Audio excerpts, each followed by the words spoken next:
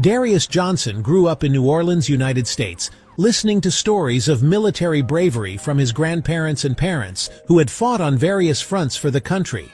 A 26-year-old black man, he enlisted in the army believing he could make a difference by providing humanitarian aid and protecting innocent civilians.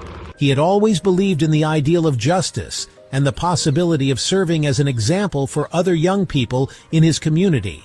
However, this faith was put to the test when he was deployed on a mission in the middle of the Iraqi desert.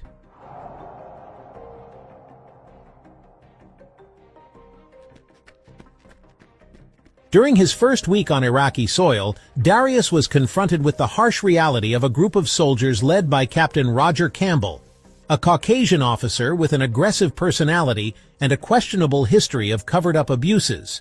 Instead of executing only tactical operations against legitimate targets, the troops seemed inclined to intimidate Iraqi civilians and destroy small villages suspected of insurgent involvement without concrete evidence. Campbell's stance made Darius increasingly uneasy.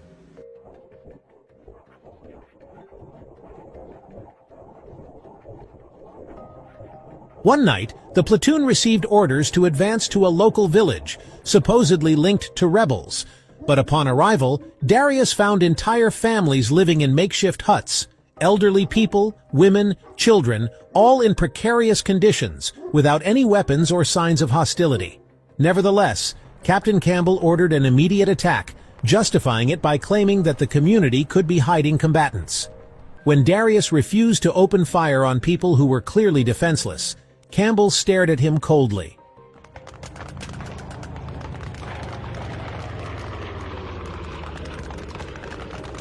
The tension between the two became palpable. Instead of insisting, Campbell chose to humiliate Darius in front of the others, calling him a coward and a traitor. Some soldiers, also uncomfortable, averted their eyes, but did not dare to question the captain. The village was ultimately attacked, causing chaos, fire, and fear. Women and children ran in desperation while Darius watched helplessly, unable to save their lives.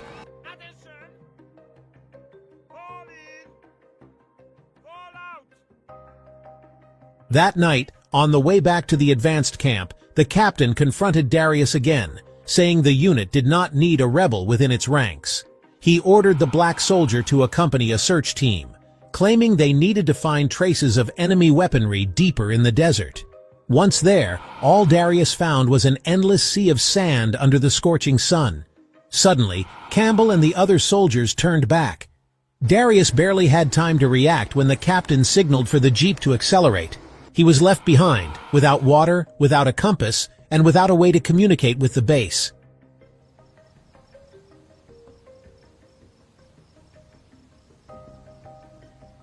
Night fell over the desert. The temperature plummeted, and Darius, staggering, had to summon all his strength to avoid succumbing to thirst and the biting cold. In the darkness, his thoughts oscillated between rage, indignation, and fear of dying there, forgotten. However, by a stroke of luck, he was found by a group of Iraqi children wandering between small tents. Scared yet curious, they approached when they saw Darius's torn uniform and pitiful state. They recognized him as the soldier who didn't shoot, a story that had begun circulating among villagers who witnessed the attack. They decided to take him to their families, who sheltered him in a modest hut.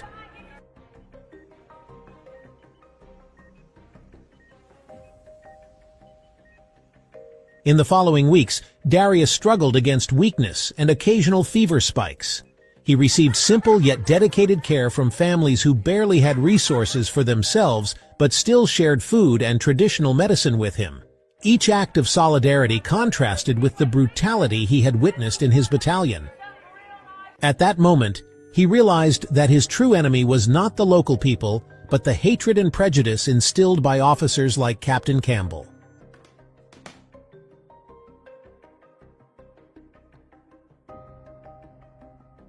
In this place forgotten by the world, Darius found the strength to survive, driven by the empathy of those he had been sent to liberate. Little did he know that his story would soon become a symbol, and that he was about to embark on a painful and dangerous journey to expose the abuses happening not just in that operation, but in many others across the globe.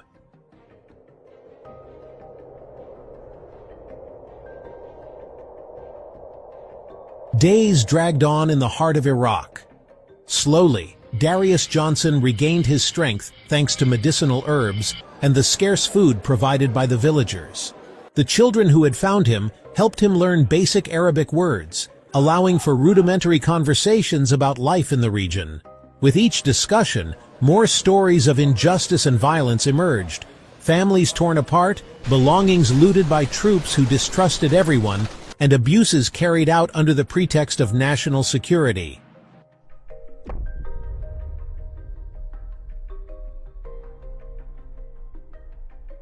Despite his fragile health, Darius was overcome with a sense of responsibility. He felt he could not leave without denouncing what he had witnessed. He had been abandoned by his own captain for refusing to fire on civilians, and he knew that if he simply escaped the country in silence, more innocent people would continue to suffer. However, speaking out carried a real danger. Captain Roger Campbell had influence within the chain of command, and if he discovered that Darius was still alive, he would undoubtedly go to great lengths to silence him.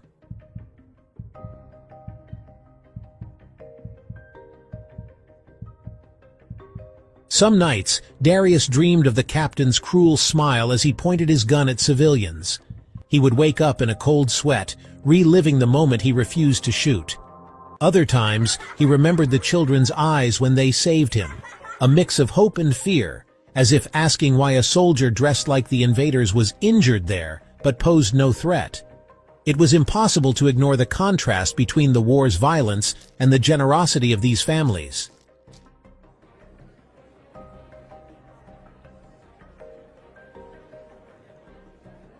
As weeks passed, Darius made contact with an international humanitarian convoy that stopped in the village to distribute supplies. A Spanish nurse, Marta, spoke with him in heavily accented English. Upon hearing his story, she was horrified by the actions of Darius's former battalion.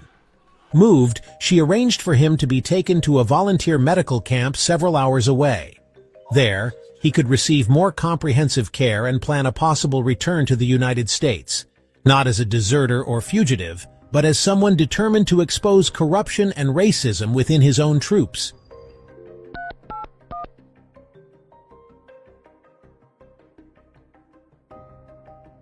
Meanwhile, Captain Campbell had reported Darius as missing in action. The official narrative was that the soldier had succumbed to the desert's harsh conditions or had been captured and killed by insurgents. With this, Campbell hoped to close the case without risks of retaliation. After declaring Darius MIA, missing in action, the captain continued leading increasingly violent operations under the guise of defending democracy. But in practice, he left nothing but devastation in local populations.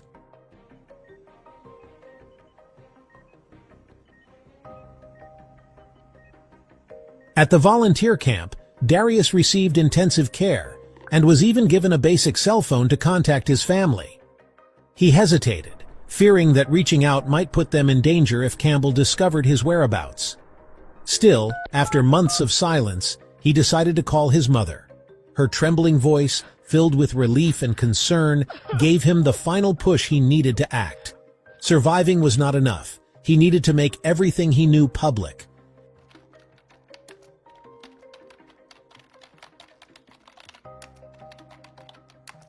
With Marta's help and that of some doctors, Darius managed to send secure emails to human rights organizations and independent reporters. In his testimony, he detailed the abuses, the destruction of inhabited villages, interrogations involving torture, summary executions of suspects without trial, and the direct order he had received to fire on civilians. He also revealed that his refusal led to his abandonment in the desert, orchestrated by his captain. Although he had no immediate photographic evidence, his account contained dates, locations, and names that could be verified.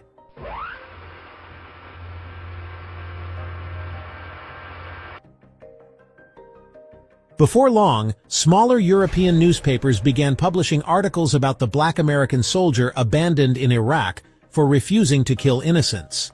Messages of solidarity and offers of help started pouring in. However, the story had yet to reach major U.S. media outlets. Back in his country, the official stance was different.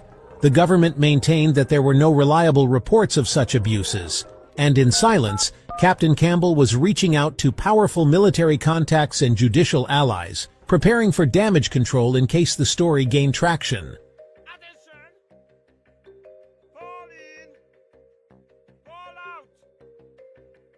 Darius understood that the fight was just beginning. If he wanted to tear down the curtain of lies surrounding military operations in the region, he would need to be bold, and he was willing to risk his own safety to ensure the world knew the truth. His next move would be to return to the United States and confront the system, even knowing that prejudice and Campbell's connections could make him an easy target for judicial and media persecution.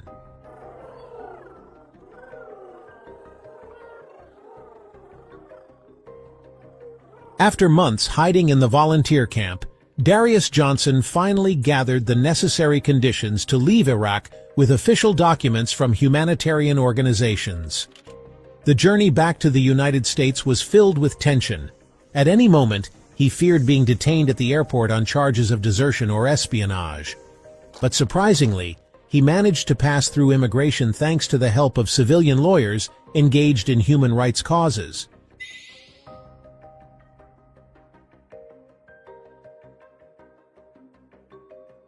Upon setting foot on American soil, the first thing he did was contact NGOs and independent journalists who were already waiting for him.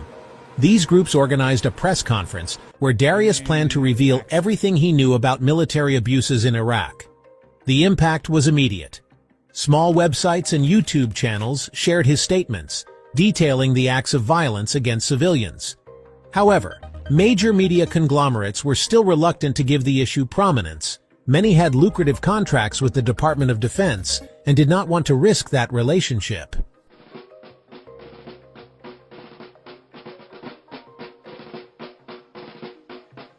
Meanwhile, the threat of Captain Roger Campbell loomed like a shadow.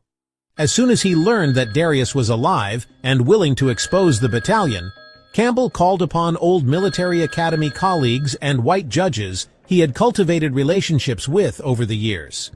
The black soldier would be formally accused of insubordination, treason, and even collaboration with the enemy.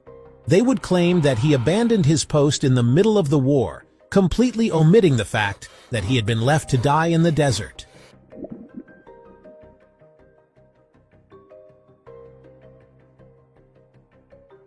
The first hearing was a shock for Darius. In the military tribunal, he faced a panel of officers whose bias was glaringly obvious. His lawyer, a young and idealistic attorney named Andrew Miller, requested a review of the case and presented the dossier of abuses reported by Darius, but most judges and colonels ignored it, citing national security. The pressure was immense, and Andrew realized that if they continued fighting solely through traditional channels, they would lose. Campbell's influence and his allies were too strong.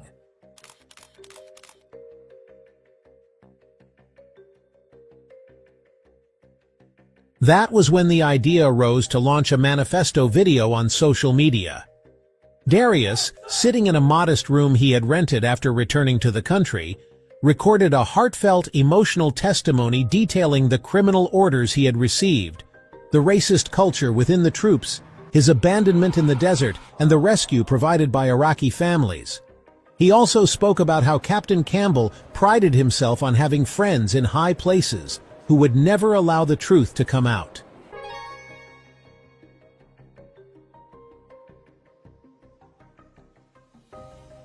When Andrew posted the video online, he never expected it to spread so quickly. Within days, Hollywood celebrities, famous athletes, and digital influencers began publicly supporting Darius. Hashtags emerged in his defense and against the military's practice of covering up war crimes. Progressive politicians who had previously ignored the story now saw it as an opportunity to take a stand against military excesses and systemic racism. The tide was turning, and even TV networks, pressured by street protests, eventually gave in to public interest in the issue.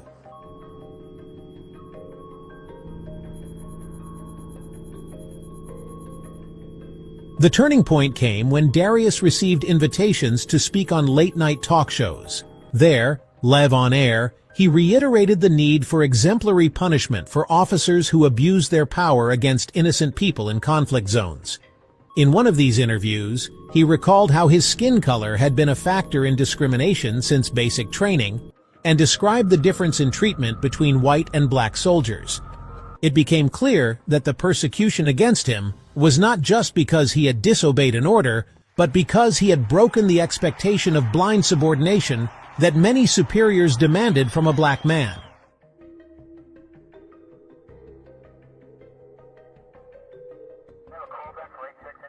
As Darius's testimony gained international attention, Captain Campbell struck back behind the scenes, filing defamation lawsuits and claiming that everything was a traitor's fabrication. The legal battle intensified, and the possibility of a settlement or truce seemed increasingly distant. Amid this feverish climate, thousands took to the streets demanding justice for Darius and calling for legislation to permanently prevent civilian abuses. The fire had been lit. The question was whether it would burn hot enough to melt the barriers of a system accustomed to sweeping its mistakes under the rug.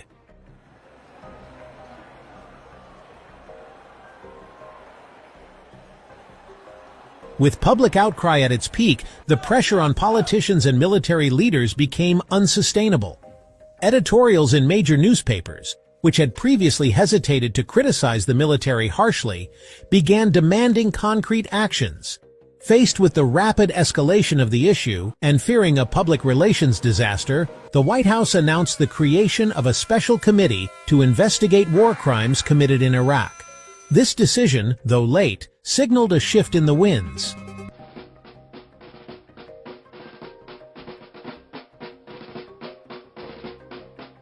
On the other side of the board, Captain Roger Campbell found himself increasingly cornered. Some of his allies in the military justice system realized that protecting him was becoming risky. The power of social media and investigative journalism meant that covering up the case could spark a public revolt. Additionally, Darius Johnson's influence continued to grow. Not only was he exposing atrocities, but he also presented a bold proposal, a law that would impose the death penalty for any deliberate act of violence against innocent civilians in war zones, and reward military personnel or agents who reported such crimes with solid proof with $1 million prize.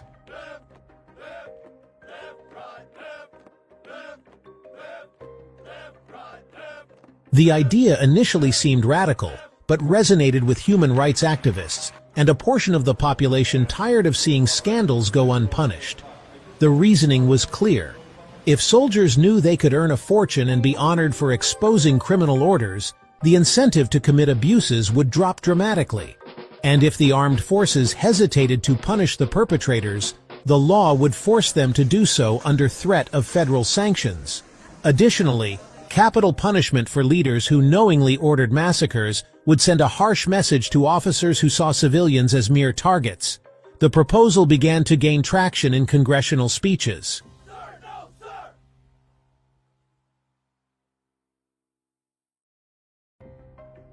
Amid this feverish atmosphere, Darius received thousands of messages of solidarity, including from major figures in Hollywood, the music industry, and sports. Many organized benefit live streams, concerts, and campaigns to support the soldier and pressure Congress. The hashtag #JusticeForDarius became a national symbol. The moral pendulum was swinging toward transparency and accountability.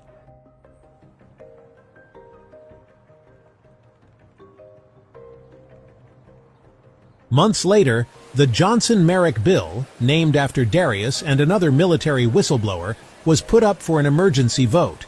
It was a historic legislative session, broadcast live to the entire country.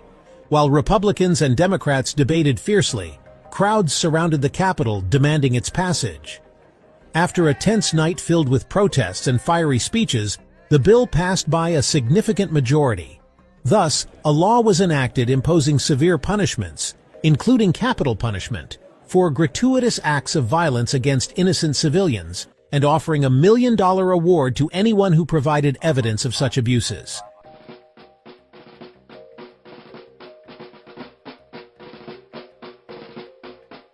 The reaction within military ranks was immediate. Conservative officers called the law excessively punitive and a blow to the Army's autonomy. However, many soldiers applauded the initiative, seeing it as a way to protect themselves from illegal orders. Suddenly, everyone was watching everyone else on the battlefield. No one wanted to risk committing a war crime knowing that their comrades might report them for a reward. In the months that followed, reports of abuses plummeted dramatically in conflict areas.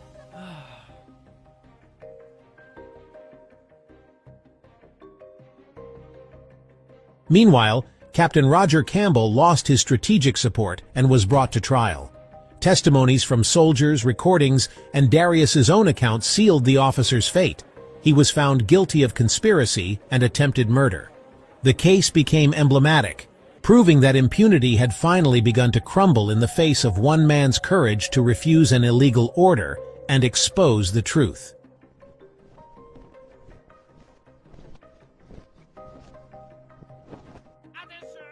In the final chapters of this battle, Darius Johnson was honored by Congress and became a symbol of resistance and moral courage. He traveled the country, giving speeches at universities and international human rights forums. He founded an NGO dedicated to supporting soldiers who faced internal pressure when reporting crimes. The story of the black soldier who refused illegal orders and changed U.S. military law gained global recognition, inspiring troops in other nations to reevaluate their codes of conduct.